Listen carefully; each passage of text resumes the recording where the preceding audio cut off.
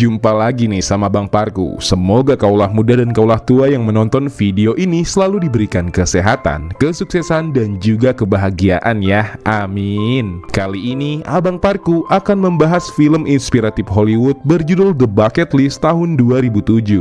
Mengisahkan tentang dua orang kakek tua. Di antaranya ada si kakek pemilik rumah sakit yang kaya raya dan juga kakek pekerja bengkel yang sederhana, di mana mereka didiagnosa mengalami penyakit kanker yang mematikan. Tak disangka dua kakek dari kasta yang berbeda ini menikmati hidup mereka sebelum akhirnya mereka meninggal dunia. Ya udahlah ya, daripada lama mending duduk santai, miringkan HP dan let's play the story. Thought you'd never ask. Airplane, I'm gonna jump out of one at the whim of a maniac.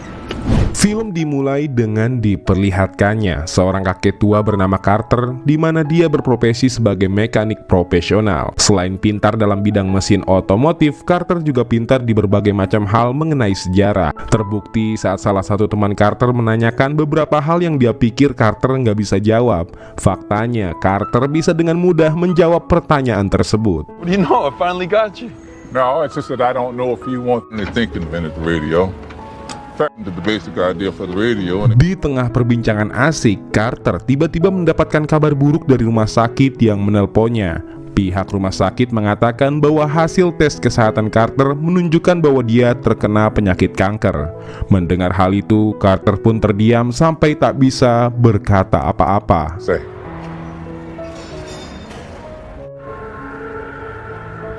Di lain sisi, kita akan diperkenalkan dengan seorang bos kaya raya pemilik rumah sakit bernama Edward Cole. Kala itu, Edward dan para bawahannya sedang mengadakan rapat dan mempermasalahkan tentang kelayakan rumah sakit yang dipunyainya. Selain kurang layak, rumah sakit Edward juga kekurangan karyawan yang membuat pelayanannya lambat sebab rumah sakit tersebut selalu penuh dengan pasien. Supervisors, we at the Cole Group feel the standard of medical care to their communities. Despite being grossly... Alih-alih memberikan solusi, Edward malah marah dan bilang kalau dia mengelola rumah sakit, bukannya tempat spa. Jadi akan lebih baik kalau rumah sakitnya seperti itu aja. Dia juga merendahkan para bawahannya apakah mereka membutuhkan uang agar tidak mengeluhkan hal ini lagi. Hospitals, not health spas. Look, I passed up a lunch with Michelle Pfeiffer. Di saat yang bersamaan, Edward tiba-tiba batuk berdarah sehingga dia pun langsung dibawa ke rumah sakit. Nah, karena rumah sakitnya nggak ada ruangan VIP, pemilik rumah sakit itu pun harus satu ruangan dengan si Carter. Dan inilah awal pertemuan Edward dan Carter.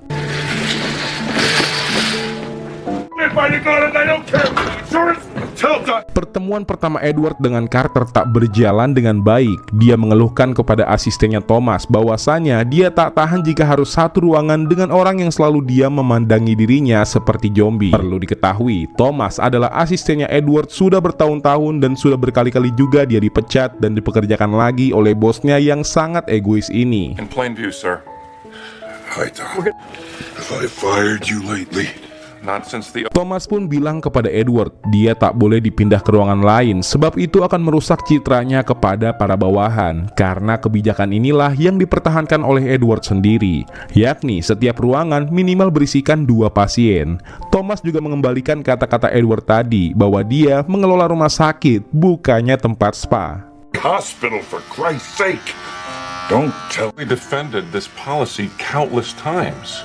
Malam harinya, Edward pun dioperasi. Ternyata dia mengidap kanker sarkoma yang sudah menjalar ke seluruh tubuhnya. Bahkan dokter mengatakan bahwa kemungkinan Edward untuk bisa bertahan hidup hanyalah 5%. Selesainya operasi, nampak tak ada satupun teman ataupun anak yang menjenguk Edward.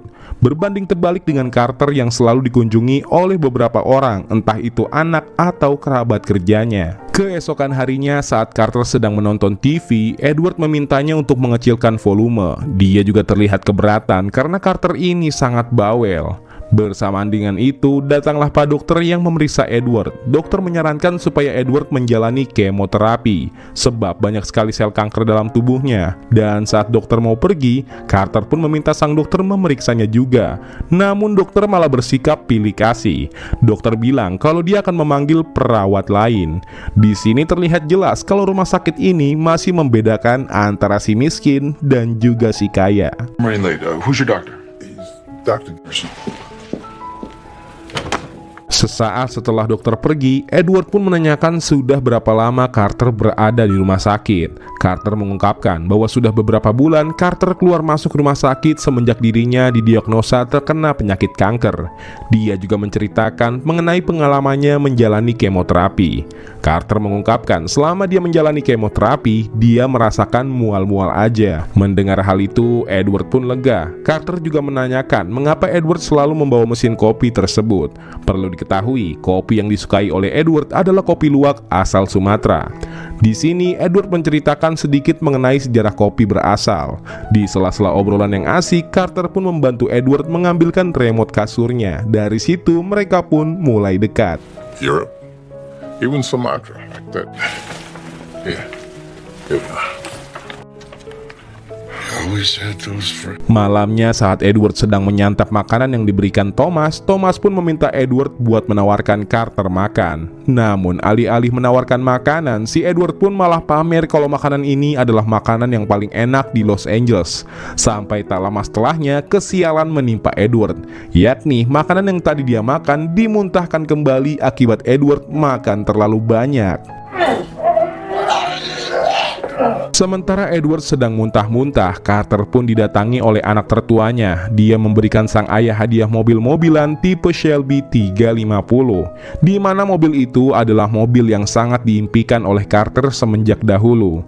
Sesaat setelah sang anak pergi, Carter pun cerita pada Edward kalau dia adalah anak pertamanya yang bernama Roger yang berprofesi sebagai pengacara. Kalau anak keduanya insinyur. Nah, kalau anak ketiganya adalah pemain biola profesional. Hal itu ternyata berbanding terbalik dengan Edward. Dia mengatakan sudah 4 kali gagal dalam hubungan pernikahan, dan satu-satunya yang berhasil dan sukses hanyalah karirnya. Carter pun mengungkapkan jika dahulu dia punya mimpi jadi dosen sejarah. Akan tetapi di tengah kuliahnya, istri Carter yang bernama Virginia hamil, sehingga Carter berhenti kuliah dan memilih untuk mencari pekerjaan. I wanted to be a history professor. I made it through 2 months of City College. On the way. Perlahan tapi pasti, Edward dan Carter mulai dekat dan banyak mengobrol. Bahkan mereka bermain kartu bersama dan menggigil bareng akibat dari efek penyakit yang mereka derita. Sampai di suatu ketika, salah satu suster mencabut infus Carter sebab dia tak membutuhkannya lagi. Suster bilang kalau akan ada pemeriksaan lanjutan yang memakan waktu lebih lama. Dan anehnya, suster tak memberitahu bagaimana keadaan Carter sekarang. For another hour. Anything you need? Hang in there, Carter. Keesokan harinya, ketika Edward sedang menonton TV menggunakan kacamata khusus, dia pun ngajak Carter ngobrol. Tapi Carter tak menggubrisnya dan fokus untuk menulis sebuah catatan. Saat ditanya oleh Edward dia menulis catatan apa, Carter hanya diam hingga membuat Edward sedikit kesal karena diabaikan. Tak lama berselang, dokter yang menangani Edward datang dan memberikan kabar buruk. Dia bilang bahwa umur Edward hanya akan bertahan 6 bulan lagi, dan kalau tubuhnya sehat pun paling enggak hanya 1 tahun. Dokter lalu mengatakan apakah Edward mau bertanya. Di sini Edward pun meminta dokter menjawab pertanyaan Carter tentang bagaimana keadaannya. Namun dokter bilang kalau dia bukanlah dokter yang menangani Carter. Mendengar hal itu, Edward pun marah dan menyuruh dokter buat cari tahu. Carter, you want to ask Dr. Holland something? Mr. Chambers. Well, get familiar. Setelah dokter itu datang lagi, dia memberitahu bahwa kondisi Carter pun sama, kurang dari 1 tahun lagi hidupnya. Mengetahui hal itu, Carter pun hanya bisa terdiam dan meremas catatan yang sedang dia tulis. Di hari berikutnya, seperti biasa, Thomas datang membereskan ruangan Edward, dan saat dia ingin membuang bekas catatan Carter, dia mengambilnya. Di sini, Thomas pun bertanya dengan hati-hati apa hal yang Edward minta kepada Thomas ketika Edward meninggal nanti. Edward mengatakan bahwa Thomas harus bekerja layaknya bisnis ini adalah miliknya sendiri. Sesaat setelah Thomas pergi, Carter pun terbangun dan marah saat melihat Edward membaca catatannya. Ternyata catatan itu berisikan daftar keinginan yang akan dilakukan Carter sebelum dia meninggal nanti. Namun ketika dia tahu bahwa hidupnya nggak sampai 1 tahun, Carter pun mengurungkan niatnya. Come on, give it back. What is it? Is that the sum of your ambition? What's Dr. Holland say? Edward lalu mengomentari catatan itu dan menambahkan daftar keinginannya juga. Dia bilang bahwa daftar ini bisa aja mereka lakukan bersama.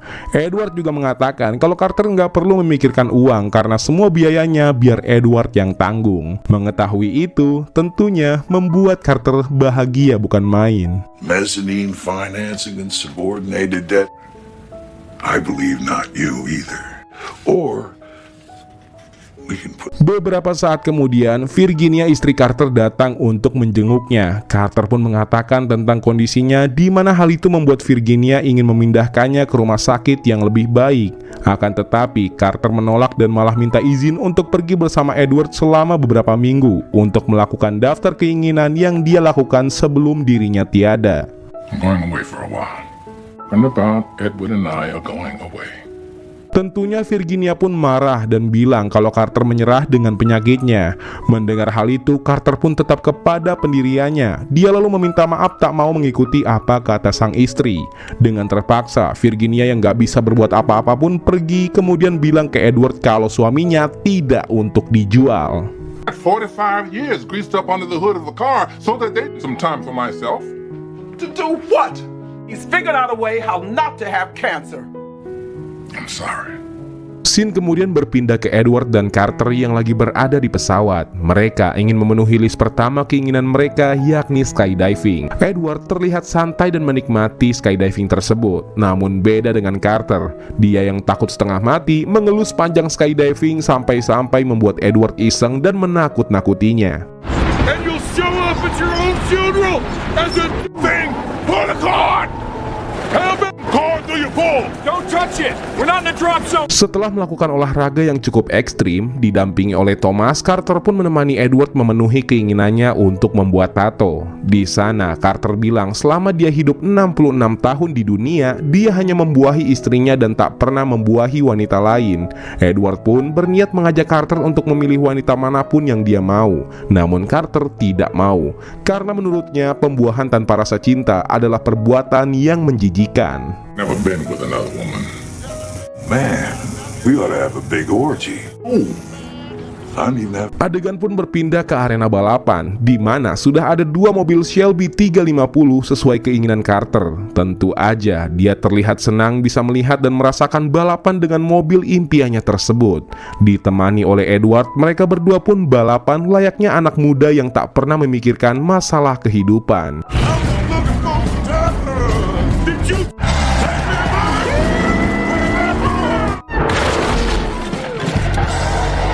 Selanjutnya, mereka pun pergi menggunakan jet pribadi milik Edward guna memenuhi keinginan berikutnya. Di dalam pesawat, Edward yang memastikan bahwa Carter tidur lalu meminta pramugari yang habis dia buahi keluar dari kamar mandi.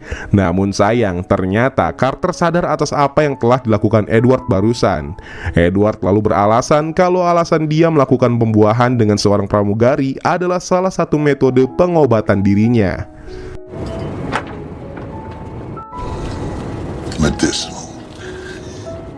Sebelum sampai ke villa milik Edward, Carter pun diajak Edward makan malam di restoran bintang 5. Edward pun bercerita sebenarnya dia mempunyai anak perempuan yang sudah tumbuh dewasa. Akan tetapi mereka musuhan gara-gara Edward memerintahkan anak buahnya untuk memukuli suami putrinya. Hal itu dilakukan Edward bukan tanpa sebab. Dia marah lantaran putrinya dipukulin oleh sang suami. Dan semenjak itulah putrinya memutuskan untuk tidak bertemu dengan Edward selamanya. Emily's 10th birthday was the best, though. Well, she's not so little anymore. Know you that. Mendengar hal itu, Carter pun menambahkan catatan keinginan mereka, yaitu agar Edward menemui putrinya.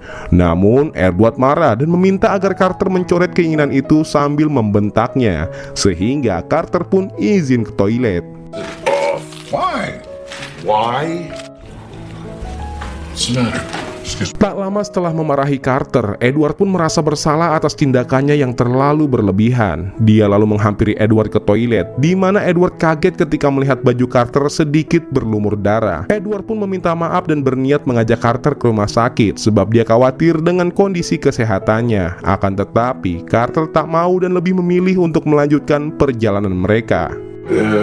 Maybe I'll get the thing. You go straight to the. Begitu sampai di villa milik Edward, Carter pun terkejut ketika melihat betapa mewah dan megahnya villa milik Edward layaknya sebuah istana. Saat Carter masuk ke kamarnya, Edward pun menghampiri Thomas. Dia berterima kasih kepadanya karena telah setia dan selalu perhatian dengan dirinya. Tentu saja, Edward pun berterima kasih dengan caranya sendiri, yaitu berkata sarkas. I'd really like to say you're irreplaceable.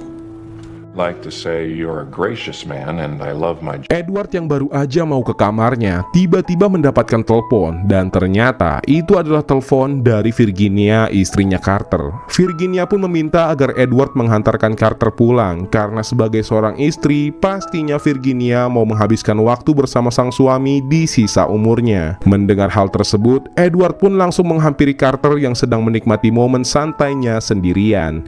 Di sini Carter pun bisa menebak dari raut wajah Edward bahwasanya Edward pasti disuruh oleh Virginia untuk membujuk dirinya pulang. Dan tetap saja Carter pun gak mau pulang dan membatalkan memenuhi daftar keinginan mereka.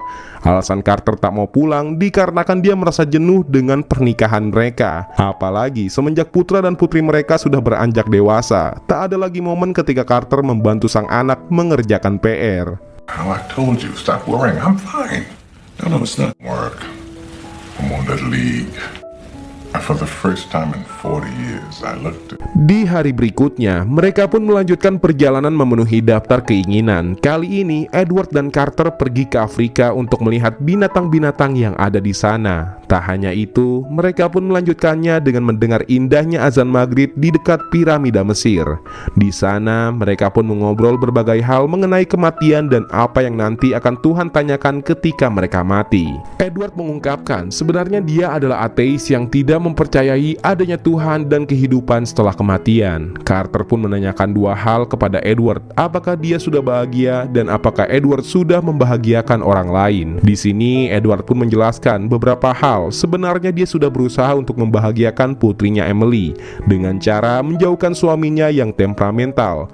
Namun hal itu malah membuat putrinya benci dan juga menganggap bahwa Edward sudah meninggal. Edward pun bilang kepada Carter meskipun Tuhan mengirimnya ke neraka nanti gara-gara putrinya membencinya, Edward akan terima dengan ikhlas sebab dia sangat menyayangi putrinya lebih dari apapun. Things you wouldn't believe, and worse. I was dead to her. Did. I'm pretty sure because my daughter hates me. Setelah itu, mereka pun pergi ke India untuk melihat bangunan Taj Mahal, di mana bangunan itu adalah bukti kebesaran cinta seorang pria kepada istrinya, yaitu Shah Jahan. Namun, alih-alih fokus kepada cerita Carter mengenai sejarah Taj Mahal, Edward malah memikirkan bagaimana ketika nanti dirinya dikuburkan.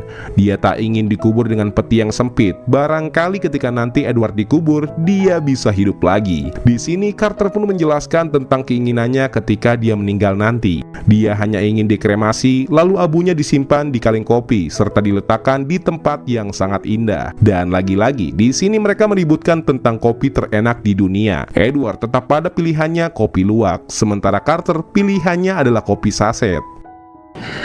Oh, old jug full of nuts. The head got against Kopi Luwak. Perjalanan mereka pun terus berlanjut. Dengan menggunakan jet pribadi milik Edward, mereka lalu mengendarai motor melintasi tembok Cina serta mendaki indahnya gunung Himalaya. Tentu aja semua perjalanan ini dibiayai dan direncanakan oleh Edward sebab dia ingin mewujudkan salah satu daftar keinginan Carter, yakni melihat tempat yang indah dan juga luas. Namun sayang, ketika mereka pengen ke puncak gunung Himalaya, Thomas bilang bakal ada badai besar di atas sana, sehingga mereka pun tak bisa ke atas puncak menggunakan helikopter. Tentunya hal itu membuat Edward dan Carter agak sedikit kecewa. Can't even see the goddamn thing. They won't Expected to clear. next spring sometime. That's the really shitty news in case you're wondering. Selanjutnya, mereka berdua pergi ke Hong Kong. Di momen saat Carter sedang duduk di bar, tiba-tiba dia didatangi oleh wanita cantik dan juga berbodi aduhai. Di mana si wanita ini ngajak Carter buat datang ke kamarnya. Gak disangka, Carter menolak ajakan si wanita dan bilang kalau dia sudah mempunyai istri. Carter juga bilang kalau dia adalah tipikal pria yang setia. Di sini, Carter sebenarnya sadar kalau wanita itu adalah orang suruhan Edward. Dan saat Carter tiba di Villa Edward, Carter mengatakan kalau dia mau pulang ke Amerika. Edward pada awalnya kurang setuju karena masih ada beberapa list daftar keinginan yang belum terpenuhi. Namun di sini Carter bilang kalau dia ingin menemui keluarganya. I thought. How'd you know I wouldn't go through with it? Nobody can. Di tengah perjalanan, terlihat wajah mereka murung lantaran tak mau mengakhiri perjalanan ini. Namun dengan kondisi kesehatan mereka yang mulai menurun, mereka pun terpaksa pulang ke Amerika. Hingga saat mereka sudah menaiki mobil, Thomas dan Carter bekerja sama untuk mengajak Edward pergi ke rumah putrinya. Thomas beralasan kepada Edward bahwa jalan biasa mereka ke Villa Edward sedang ada kecelakaan. There's an accident on the 10. We're taking the surface streets. Setibanya di sana, Edward pun sadar kalau itu adalah rumah putrinya. Alih-alih senang, Edward malah marah dan tak suka jika Carter mencampuri urusan keluarganya. Carter pun bilang kalau ini adalah waktunya bagi Edward baikan sama putrinya dan juga memperbaiki hubungan mereka. Mendengar hal itu, Edward malah semakin emosi dan pergi meninggalkan Carter sendirian. Signed with royalty, and I'm supposed to make out. Did you see it playing out, Carter? I knock on. It was supposed to be fun. Karena nggak punya pilihan lain, Carter akhirnya pulang ke rumah. Dia disambut hangat oleh Virginia sang istri, sementara Edward menjalani hidupnya dengan kesendirian di rumah mewahnya. Pada akhirnya, mereka kembali kepada kebiasaan lamanya. Carter yang sibuk dengan keluarganya, sedangkan Edward dengan bisnisnya. But once again, the Lord would just want.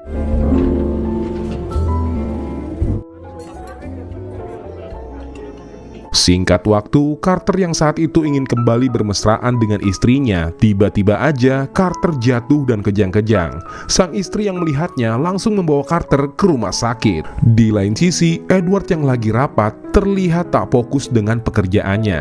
Dia yang biasanya bahagia ketika bersama Carter, kini balik lagi ke sifat awalnya, yakni orang yang tidak pernah mau mendengarkan pendapat orang lain.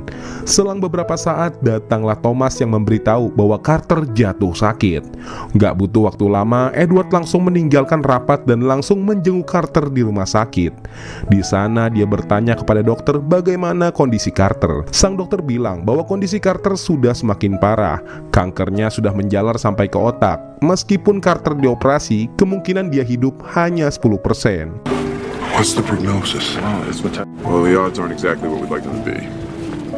Kemudian Edward mendatangi ruangan Carter. Dia lalu bertemu dengan Virginia, yang mana Virginia memberikan surat titipan Carter kepada Edward. Dan sebenarnya surat itu diberikan kepada Edward nanti setelah si Carter meninggal. Namun siapa sangka Carter yang kondisinya sudah parah itu mendadak terbangun dan menyapa Edward. Di tengah kondisinya yang sudah lemas, Carter masih sempat-sempatnya melucu dan mengomentari sup kacang di rumah sakit Edward yang rasanya kayak bubur basi. I was supposed to wait until after. Pea soup still sucks. Sebelum Carter dioperasi, dia meminta Edward membacakan sebuah surat yang dia ambil di dalam tasnya. Saat Edward membacanya, Edward baru mengetahui bahwa kopi luwak yang menjadi favoritnya ternyata adalah biji kopi yang ditelan oleh luwak lalu dicerna oleh luwak hingga menjadi kotoran, sehingga menimbulkan rasa dan aroma yang khas. Sontak saja Carter pun tertawa terbahak-bahak sampai menangis, disusul oleh Edward yang ikut tertawa dengan Carter. Juices of the tree cat that give Kopi Luwak.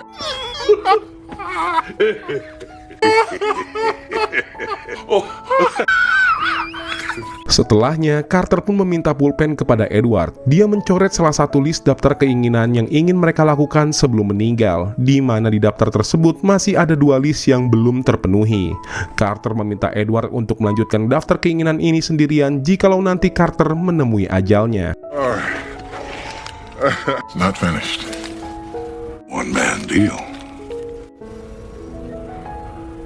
Saat Carter dioperasi, Edward yang tak kuat melihatnya langsung bergegas pulang. Di dalam mobil, Edward membaca surat pemberian Carter. Di dalam surat itu, Carter meminta maaf karena sudah terlalu ikut campur dalam urusan keluarga Edward. Serta dia juga minta maaf lantaran tak bisa membalas kebaikan Edward. Karena berkat Edward, Carter bisa kembali dekat dengan keluarga beserta istrinya. Dan ada satu hal yang Carter minta untuk Edward lakukan. Edward diminta untuk mencari kebahagiaannya. Whether or not I should even write this, it wasn't the way I wanted the trip to end. Setelah membaca surat dari Carter, hati Edward pun terketuk. Dengan keberanian yang tinggi, Edward melawan egonya untuk menemui putrinya Emily. Tanpa diduga, dia disambut baik oleh Emily, bahkan Edward bisa bertemu dengan cucunya yang sangat cantik. Spontan saja, Edward pun langsung menciumnya. Dan dari situ, Edward mencoret beberapa list di daftar keinginan. Dari mulai bertemu dengan putrinya dan mencium wanita tercantik di dunia, yakni cucu Edward sendiri. Find the joy in your life, Edward. Beberapa hari setelahnya, terlihat Edward sedang berpidato di upacara pemakaman Carter. Nampaknya, firasat Carter benar bahwa Edward harus memenuhi daftar keinginan itu sendirian. Di sana, Edward sangat berterima kasih kepada almarhum Carter dan keluarganya. Karena berkat Carter, Edward dapat menemukan kebahagiaannya, yakni bertemu dengan anak serta cucunya yang cantik. Dalam pidato tersebut, Edward mencoret salah satu list, yaitu menolong orang asing. Di sini, Edward merasa telah ditolong oleh Carter, padahal mereka baru ketemu beberapa bulan yang lalu. I saw the world together. Only 3 months ago, we were complete. Di akhir film, terlihat Thomas sedang mendaki sebuah gunung. Dia lalu membawa sebuah kaleng kopi yang ternyata berisikan abu dari Edward. Faktanya, Edward meninggal 2 minggu setelah Carter meninggal. Dia memasukkan abu Edward itu di sebelah kaleng yang berisikan abu Carter. Thomas kemudian mencoret list daftar keinginan Carter dan Edward, yaitu melihat tempat yang indah dan juga luas. Meskipun Carter dan Edward sekarang sudah tiada, namun Thomas sudah berhasil membawa abu jasad mereka ke tempat yang begitu indah dan juga luas, yaitu di puncak Gunung To understand Everest. the measure of a life were closed, and his heart on the mountain. Dan berkat kesetiaannya kepada Edward, Thomas sekarang menjadi pemilik rumah sakit menggantikan posisi Edward. Dan film pun berakhir bahagia. Nah, gimana kaulah muda dan kaulah tua filmnya? Abang Parku rekomendasiin banget nih film agar kalian tonton, karena banyak banget makna dan juga nasihat tentang kehidupan yang bisa kita ambil. Dari film ini juga kita bisa belajar bahwa kekayaan seseorang tak bisa menjamin kebahagiaan. Yang terpenting kita harus bisa bersyukur atas apa yang kita miliki sekarang. Dan dari Carter juga kita bisa belajar sebuah kata-kata. Jangan lakukan nanti kalau kita bisa melakukannya sekarang. Itu berarti tidak baik menunda-nunda sesuatu, karena kita tidak pernah tahu 1 hari atau 1 jam ke depan apa yang kita temukan. Bisa jadi kebahagiaan atau penyesalan. Mungkin segitu aja review film kali ini.